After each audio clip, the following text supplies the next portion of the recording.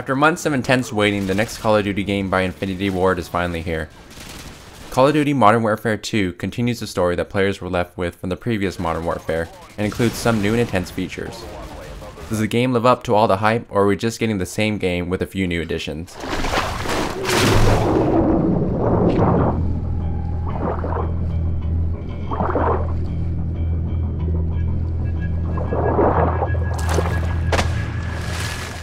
As you play through the single-player campaign, you take control of Sergeant Gary Roach Sanderson, a member of an elite multinational commando unit known as Task Force 141. Other characters return, such as Sergeant Soap McTavish, as well as other familiar faces. The story is set about 5 years after the first Modern Warfare, and the Russian nationalists have returned under the leadership of Vladimir Makarov. You play through various stories that ultimately come together, which makes it interesting and allows the story to keep moving you forward.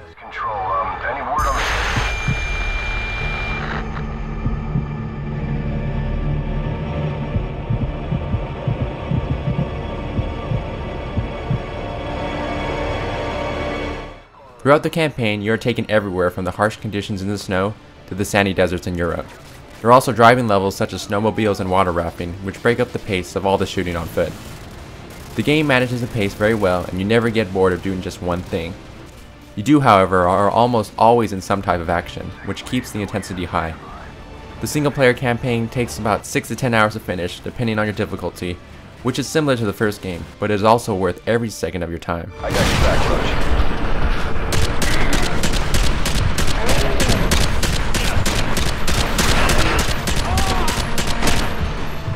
On one of the single-player levels, you play as a terrorist, going through an airport terminal, killing all the civilians. Before you start the single-player campaign, you're asked if you don't want to play any controversial levels, which lets you skip the level, but I think that since Infinity Ward wanted to make a game that was very realistic, including this part was definitely a thought-out decision. The gameplay has pretty much stayed the same from the previous Call of Duty games, so if you're expecting something different, no, it's still the great Call of Duty formula. There are new weapons such as the TAR-21, which is a new assault rifle, and the Riot Shield, which you do get to use in the single-player campaign. They are fun to use, but don't really add anything special to the gameplay. Take out those vehicles! So one of the biggest new features in Modern Warfare 2 is the new Special Ops mode that includes 2-player cooperative play. Spec Ops mode includes several fast-paced action missions similar to the Horde mode in Gears of War, or Halo ODST's Firefight mode. Most of these levels are more difficult than normal campaign missions, but they are not related to the main storyline at all. Missions are unlocked by earning stars, which are acquired by playing levels at certain difficulties. For example, regular difficulty earns you 1 star, Hardened earns you 2, and Veteran earns you 3.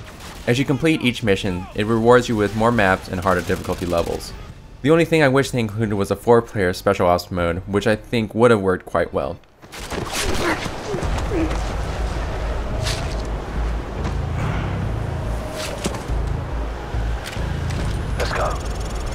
And finally, the mode that most players will continue playing for months or years is the multiplayer mode.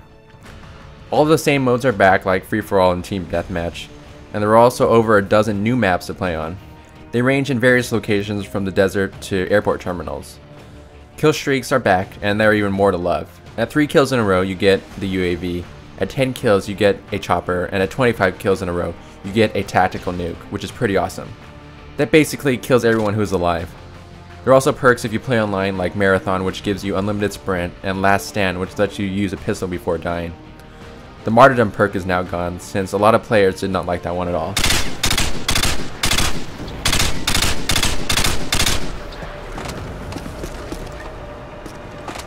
Overall, Modern Warfare 2 brings back and refines everything we loved from the first game.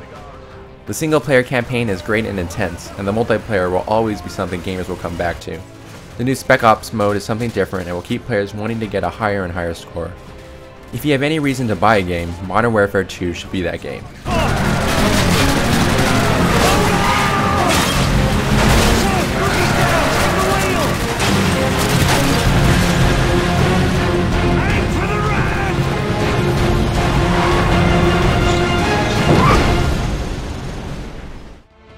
We give Call of Duty Modern Warfare 2 a 9.7 out of 10.